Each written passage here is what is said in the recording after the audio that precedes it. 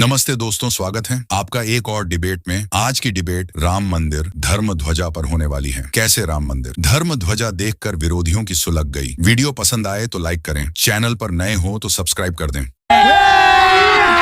अभी मजा आएगा ना भिड़ो। सबसे पहले जा रही हूँ आचार्य प्रमोद कृष्णम पर, जो कि पीठाधीश्वर हैं कल्की धाम के। आचार्य जी बहुत बहुत प्रणाम। मैं सबसे पहले आपसे पूछूंगी, आज आपने देखा कि ध्वज किस तरह से फहराया गया राम मंदिर के शिखर पर, और उसके बाद प्रधानमंत्री की एक तस्वीर हमें नजर आई। अब इस तस्वीर को लेकर भी बहुत चर्चा हो रही है, जिसमें वो भावुक नजर आए। वो ऊपर देख रहे हैं, हाथ उन्होंने जोड़ रखे हैं और उनके हाथों में कंपन है, वो बिल्कुल भावुक नजर आ रहे हैं। रहता जी, ये भारत का सौभाग्य है कि भारत को नरेंद्र मोदी जैसा प्रधानमंत्री है। नरेंद्र मोदी एक विलक्षण प्रतिभा के स्वामी होने के साथ साथ उनके जीवन का एक एक पल राष्ट्र को समर्पित है। उनकी जिंदगी में उनका कुछ नहीं, जो है वो सनातन और इस भारत को समर्पित है। तो जब ऐसा मौका आया, ये ऐतिहासिक पल था कि भगवान श्री राम की जन्मभूमि के मंदिर की प्राण प्रतिष्ठा के बाद धर्म ध्वजा को फहराने का सौभाग्य उन्हें प्राप्त हुआ, तो प्रधानमंत्री जी के जो मन में तूफान चल रहा होगा, क्या क्या बातें चल रही होंगी, कितना भावुक वो रहे होंगे। और मुझे लगता है कि उनकी जो भावनाएं हैं वो उनकी भाव भंगिमाओं से प्रकट हो रही थी। तो प्रधानमंत्री जी का जो भाव है वो राम के प्रति भी और राष्ट्र के प्रति भी किसी से छुपा नहीं है। लेकिन इस भाव को ये वो अंधे लोग नहीं समझ सकते जिन्होंने अपनी आंखों पर द्वेष की, ईर्ष्या की पट्टी बांध रखी है। ईर्ष्या की पट्टी बांध रखी है। मैं एक बार सीधे राजकुमार भाटी जी के पास जा रही हूं। हर्षवर्धन जी को भी लीजिए स्क्रीन पर और तुहिन सिन्हा जी को। राजकुमार भाटी जी, आपके जो नेता हैं वो क्या बयान दे रहे हैं? आपके सांसद कह रहे हैं मुझे इसलिए नहीं बुलाया गया क्योंकि मैं दलित हूं, मतलब दलित होने की वजह से मुझे निमंत्रण नहीं मिला। और क्या राजकुमार भाटी आज इस बयान को सही मानेंगे?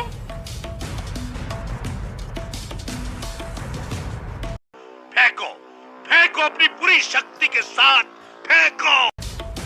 पहले तो आज मैं अपनी ओर से और अपनी पार्टी की ओर से प्रभु श्री राम के सभी भक्तों को बहुत बहुत शुभकामनाएं दूंगा। बहुत बहुत बधाई उनको। अयोध्या के राम मंदिर में आज धर्म ध्वजा का आरोहण हुआ है। ये खुशी का क्षण है।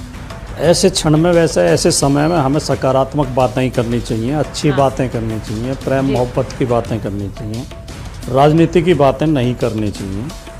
अवधेश प्रसाद जी के बयान का जहाँ तक सवाल है, सुचरिता जी आपने पढ़ा तो पूरा होगा उनका ट्वीट, उनका बयान भी सुना होगा।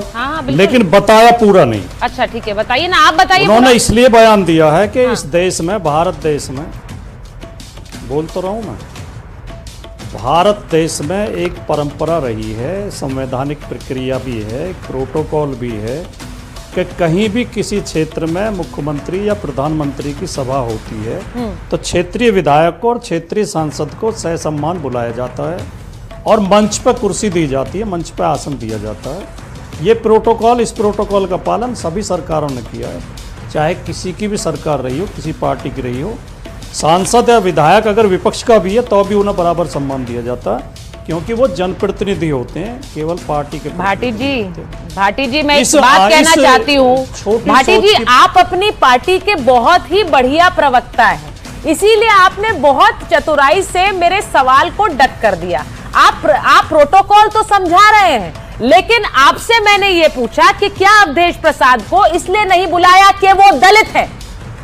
और मैं चाहती हूं भाटी जी इस सवाल के ऊपर सीधा जवाब दें। क्या अवधेश प्रसाद को इसलिए नहीं बुलाया कि वो दलित है? मैं बोल रहा हूं, मैं तो अपनी पार्टी का चलो अच्छा प्रवक्ता हूं, आपने सर्टिफिकेट दे दिया, लेकिन आप अपने चैनल की अच्छी एंकर नहीं है। अच्छा, और कि आप एक पार्टी के पक्ष में इतनी वकालत करती हैं, इतनी बहस करती हैं, हमारी बातों को काटती हैं, हमारी बातों को समझने का प्रयास ही नहीं करती। मैं काट नहीं रही हूँ, आप अभी भी मेरे सवाल का जवाब नहीं दे रहे। सुन लें, नहीं, आप अभी भी मेरे सवाल का डायरेक्ट जवाब, कृपया इसका सुन। सीधा सवाल होता मैं है आपके कि सवाल का नहीं जवाब- नहीं, इसका सीधा जवाब है कि उनको इसीलिए नहीं बुलाया गया क्योंकि वो दलित है। आप मान लीजिए, या फिर आप कह दिए, आपके तो नेता ही कह रहे हैं ना, सांसद खुद कह रहे हैं, तो आप खुलकर मैं बोलिए बोल रहा हाँ हूं। नहीं बुलाया गया क्योंकि वो दलित है। हिम्मत तो दिखाइए मैं सर बोल- बोलने की है। मैं बोल रहा हूँ, आप इतनी जल्दबाजी में क्यों? आप समाजवादी पार्टी को घेरने के लिए और बीजेपी को सपोर्ट करने के लिए इतनी उतावली क्यों है? मैं जवाब दे रहा हूँ। सर आप जब अगर इस तरह की प्रोटोकॉल बातें का करेंगे ना, उल्लंघन तो फिर किया मुझे गया है, आपको नियम रोकना का पड़ेगा। उल्लंघन मुझे किया गया है, कोई परंपरा का उतावलापन उल्लंघन किया आपकी गया है। पार्टी को घेरने के लिए नहीं है, मुझे इस बयान को घेरना है, क्योंकि अगर आप ये कह रहे हैं कि आप मुझे दलितों बोलने को दीजिए। नहीं बुलाया जाता, तो ये सोच बहुत संकीर्ण है सर, और ये बहुत घातक है इस देश के लिए। क्योंकि मैंने शुरू में कहा कि इस समारोह के लिए कैसे डोम समाज के लोगों को घातक- न्योता दिया गया था।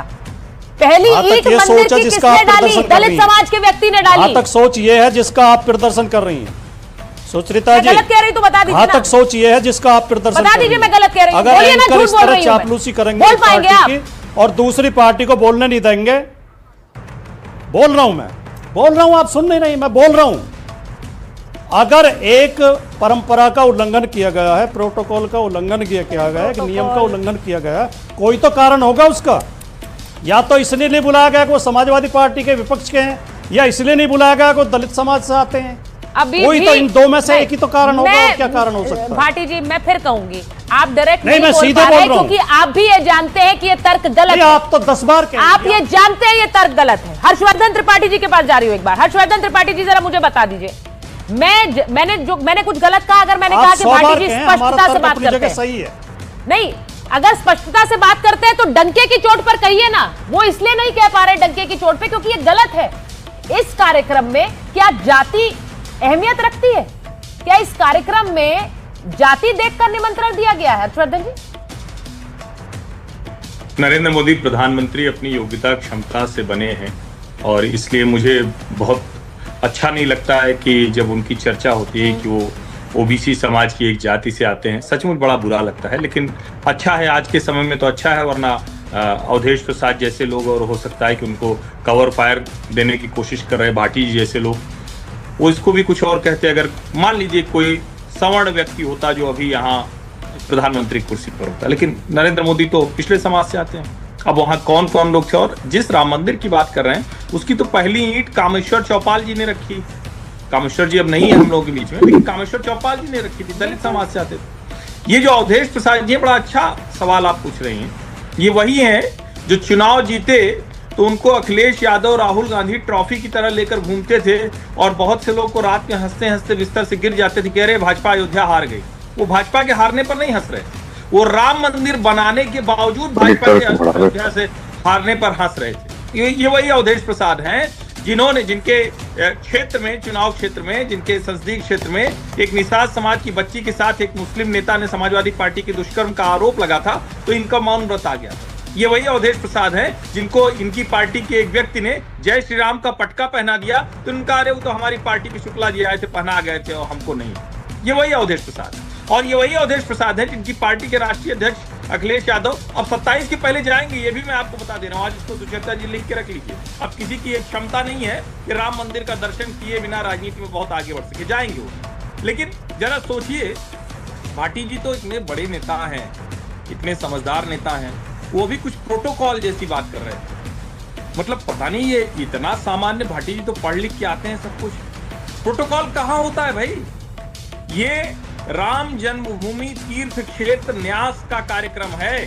इसको जरा, मतलब सामान्य जो चीजें हैं, उन्होंने प्रधानमंत्री और मुख्यमंत्री को और सरसंघ चालक डॉक्टर मोहन भागवत को बुलाया। उसमें किसी सांसद को, किसी विधायक को बुलाने का कोई प्रोटोकॉल नहीं है। संस्था चाहे तो आपको भी बुला ले, आपका भी नाम छाप दे, सबसे ऊपर छाप दे। तो कम से कम जो सामान्य चीजें हैं, ये किसी शिलान्यास और लोकार्पण में नहीं बुलाया गया। बेटा, आप लॉग वीडियो तो देखते हो, पर कमेंट, शेयर, लाइक, सब्सक्राइब नहीं करते।